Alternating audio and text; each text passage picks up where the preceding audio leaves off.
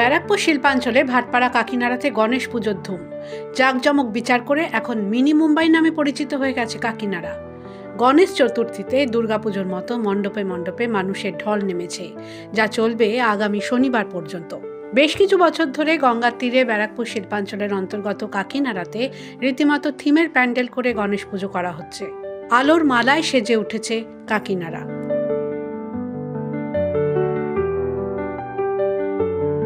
ব্যারাকপুর শিল্পাঞ্চলের কাকিনাড়া ও জগদ্দলে অনেক জুটমিল রয়েছে। সেখানে ভিন রাজ্যের প্রচুর মানুষ কাজ করেন।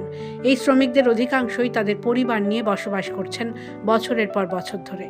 তাঁরাই কাকিনাড়াতে গণেশ বন্দনা শুরু করেন। এখন সেটাই কাকিনাড়াকে মিনি মুম্বাইয়ের পরিচিতি দিয়েছে।